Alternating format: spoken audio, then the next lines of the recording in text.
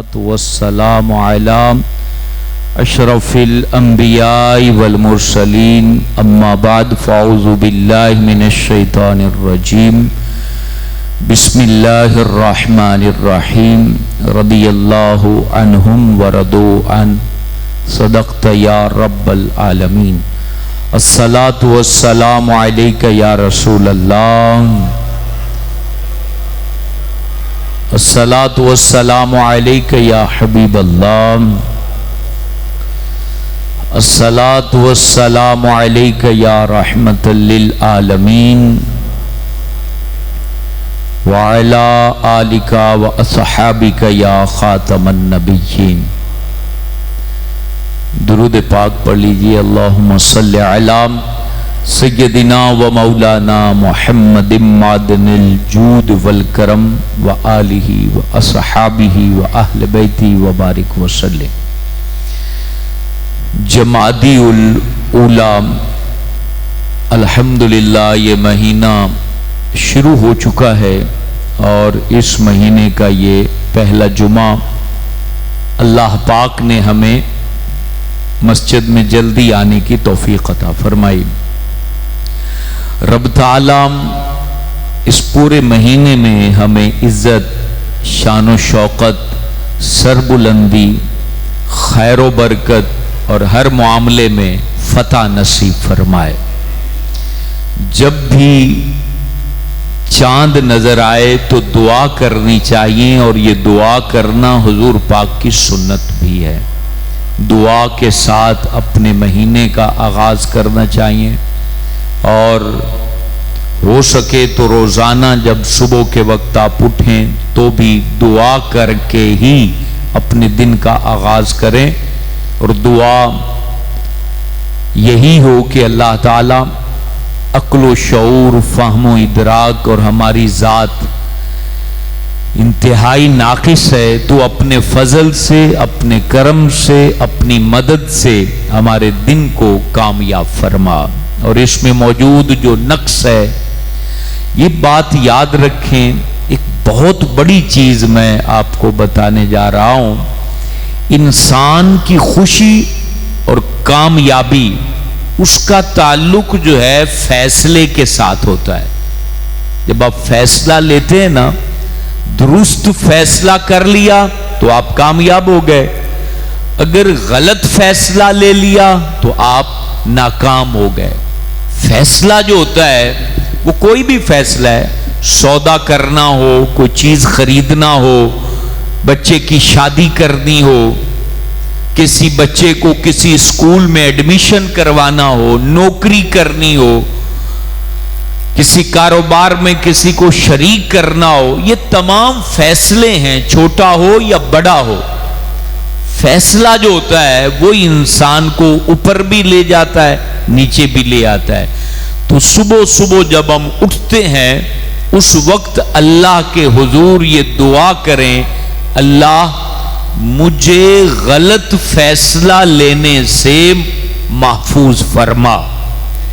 یعنی جب بھی میں کسی معاملے میں فیصلہ لوں، مثال کے طور پر آپ صبح صبح سودا ہی خریدنے جا رہے ہیں، اب بازار میں آپ نے جو مال خریدنا ہے، اب وہ مال خریدتے وقت بھی تو آپ نے فیصلہ لینا ہے نا کہ یہ خریدوں یا نہ خریدوں. اس میں اگر اللہ کی مدد ہوگی تو جو اس سودے میں چھپا ہوا عیب ہے، اللہ کے سامنے تو وہ عیب نہیں چھپا ہوا نا، اللہ تو جانتا ہے کہ اس چیز میں یہ عیب ہے. تو رب تعالیٰ پھر آپ کو اس عیب والی چیز کو خریدنے سے محفوظ فرما لے گا. تو یہ دعا مانگا کریں روزانہ صبح صبح. اس دعا کو اپنی عادت میں شامل کر لیں کہ یا اللہ مجھے غلط فیصلہ لینے سے محفوظ فرما، یا جب بھی میں فیصلہ لوں تو اس وقت تو اپنے علم، اپنی طاقت، اپنی قدرت کے ساتھ تو میرے فیصلے میں مدد فرما، تعاون شامل فرما.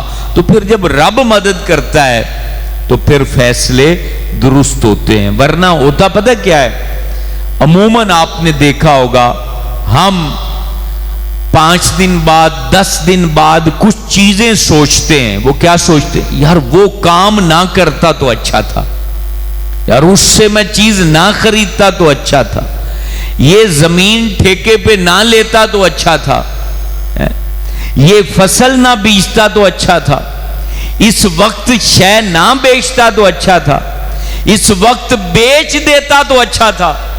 یہ ہم سوچتے رہتے ہیں. دیکھا ہوگا آپ نے مکئی والے کہہ رہے ہیں وہ 5000 کی تھی بیچ دیتے تو اچھا تھا.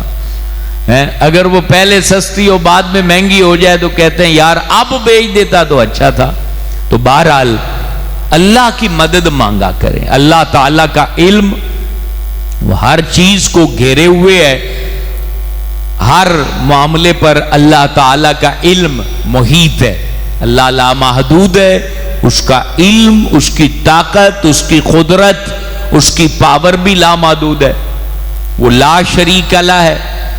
کسی طاقت، کسی علم، کسی قدرت، کسی پاور، کسی اختیار میں اس کا کوئی بھی شریک، نہ نبی، نہ ولی، نہ غوث، نہ قطب.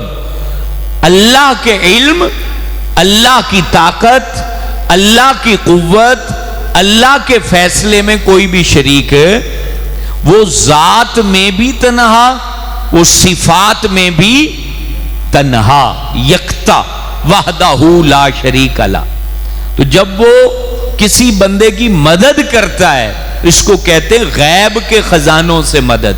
پھر اس کی مدد ہوتی ہے غیب کے خزانوں سے، اور اس مدد کے اندر پھر کوئی نقش، کسی طریقے کا کوئی نقصان، کسی طریقے کی کوئی پشیمانی شامل نہیں ہوتی.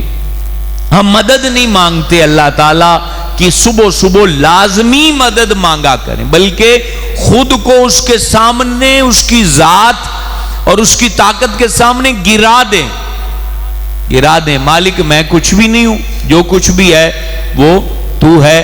تو پھر اللہ تعالیٰ کرم فرماتا. اور اس کی مدد کے پھر کئی مظہر بھی ہوتے ہیں اور ان کو پانے کے کئی طریقے بھی ہوتے ہیں. اس میں بھی ہماری بڑی کوتاہی ہے. یہ پورا چیپٹر ہے، پورا ایک سلسلہ ہے. وہ کوتاہی کیسے ہے؟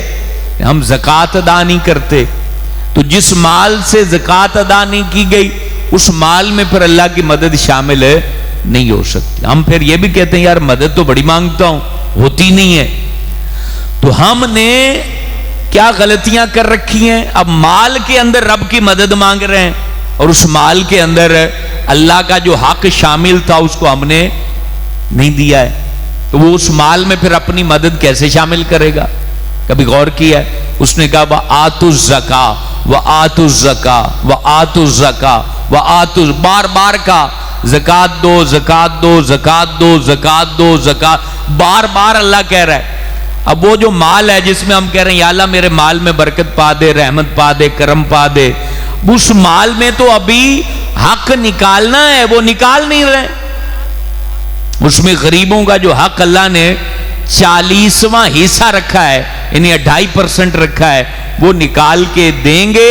پھر باقی جو بچے گا اس میں پھر اللہ تعالیٰ اپنی رحمت کو چھما چھم نازل فرما دے گا. کیونکہ اب اللہ کو پتا ہے کہ یہ اس سے میرا حصہ اس نے نکال دیا ہے، تو اب اللہ تعالیٰ اس میں برکت بھی شامل کر دے گا، مدد بھی شامل کر دے گا.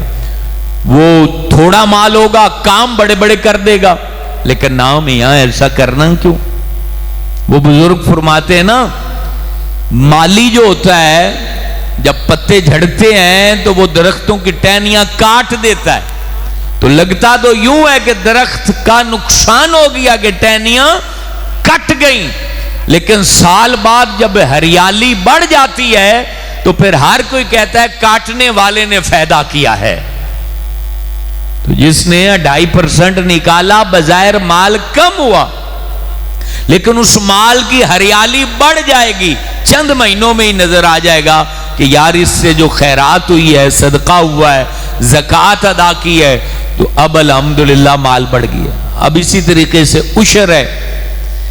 میرا خیال ہے کہ شاید کوئی ہزاروں کسانوں میں سے ایک بندہ عشر ادا کرتا ہو. اب تو فصلیں بھی 4-4 لوگ اٹھا رہے ہیں، عشر جو ہے وہ ادا نہیں کرتے۔ ہم کہتے ہیں کہ ہماری فصلوں میں اللہ کی رحمت ہو، فصلوں میں برکت ہو، تویز بھی کئی لوگ ڈالتے ہیں، کونوں کھانچوں میں جتنے بھی تویز آپ ڈال لیں، تویز اثر ہی نہیں کرے گا جب تک اللہ کا حق ادا نہیں ہوگا۔ وَآتُوا حَقَّهُ یوم حصادِہ، یہ اللہ کا حکم ہے، رب کا حق ادا کر دو جس دن فصل کو کاٹو۔ وہ 20واں حصہ جو ہے وہ عشر ادا نہیں کرتے۔ کب ادا کرتے ہیں قرآن نے وہ بھی بتا دیا، وَإِذَا مَسَّهُ الشَّرُّ فَذُو دُعَاءٍ عَرِيضٍ، جدو ان کو شر پہنچتا ہے، یعنی پنجابی کہندے ہیں سر تے ٹمبا وجدا ہے، وہ لمبیاں چوڑیاں دعاواں تے دیگاں چڑھ جاندیاں، حلوے پکنا شروع ہو جاندے ہیں، او لٹے گئے، او مارے گئے، او اجڑ گئے۔ ادو پتہ ہے بھی ہن اللہ نہیں بچانا ہے، تو پہلے جدو بندہ خوشحال ہے اس وقت ہی سیدھا ہو جائے تو پھر یہ مصیبت آئے کیوں ہے؟ پوری فصلیں اجڑ جاتی، بندہ برداشت کر لیتا ہے، لیکن اس میں سے 20واں حصہ عشر کا نکالنے میں کوتاہی ہے، اس میں سستی ہے، اسی طریقے سے زکوٰۃ اور اسی طریقے سے عشر۔ یہ دونوں معاملوں کو اگر ہم لوگ سمجھ جائیں اور ہم صدقہ خیرات میں ہاتھوں کو یوں نہ کریں، یوں کریں، تو پھر رب کی رحمت بھی یوں برسے گی، یوں برسے گی۔ ہم دیتے ہوئے تو یوں ہے، اب ادھر سے کوئی قطرہ ٹپک پڑا، کسی غریب نے اٹھا لیا تو اٹھا لیا، ورنہ دل تک کردا ہے کہ مٹھی وچوں ایک قطرہ بھی نہ ڈگے۔